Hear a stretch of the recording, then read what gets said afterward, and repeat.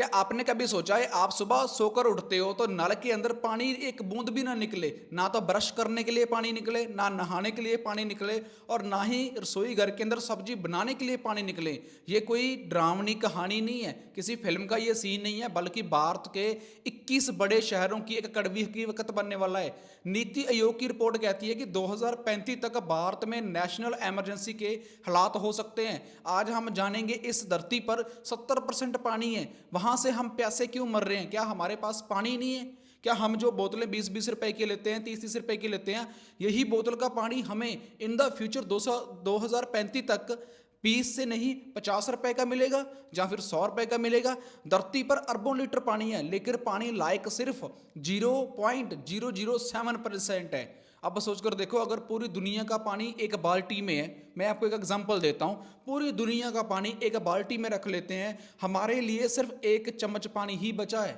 पूरी दुनिया का पानी एक बाल्टी में और पीने के लिए सिर्फ 1 चम्मच। अब सोचकर देखिए, सेम 70% पानी धरती के ऊपर है, बट पीने लायक कितना है? सिर्फ 0.007%। हम अक्सर सोचते हैं कि बारिश होगी और पानी फिर भर जाएगा, लेकिन सच तो ये है कि पानी जितना निकलता है, जितना मतलब एग्जैक्ट होता है पानी, उतना पानी वहां पर नहीं भरा जाता, उतना पानी धरती के अंदर नहीं जा पाता।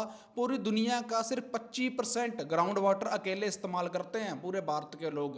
अब सोचकर देखिए, 25% ग्राउंड वाटर इस्तेमाल किया जाता है पूरे भारत के अंदर। और सबसे बड़ी चीज, नासा की सैटेलाइट तस्वीरें बताती हैं उत्तर भारत का वाटर लेवल हर साल खतरनाक तरीके से नीचे जाता हुआ नजर आ रहा है, लेकिन असली पानी हमारे नलों में नहीं बल्कि हमारी थाली में खर्च हो रहा है।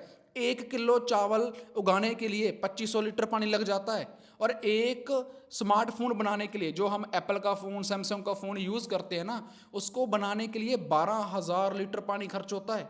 यही नहीं, हम भी पहन रहे हैं, खा रहे हैं, वो असल में पानी की लाशों बन रहा है। मतलब जो आत्महत्या की जा रही है वो किसकी की जा रही है?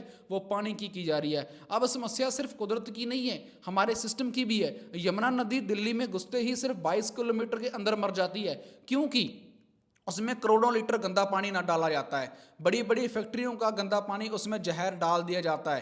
गंगा को साफ करने के लिए हजारों करोड़ खर्च हुए, लेकिन सीएजी की रिपोर्ट कहती है कि जहाँ तो ट्रीटमेंट प्लांट बने ही नहीं, या फिर वो चले ही नहीं, अगर वो बन भी गए तो उनके ऊपर कोई काम किया ही नहीं।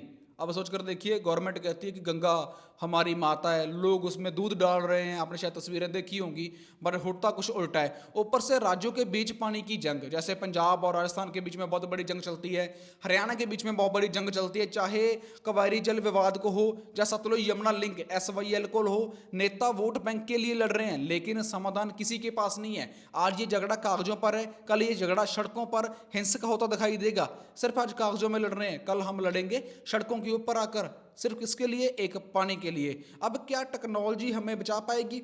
समुद्र के पानी को मीठा बनाया जा रहा है, जैसा आपने सऊदी में देखा होगा, दुबई में देखा होगा कि बड़ी बड़ी मशीनें, बड़ी बड़ी क्रेन्स लगी हुई हैं। तो क्या वो पानी हमारी मदद करेगा? जो 70% है उस पीने लायक बनाया जाएगा?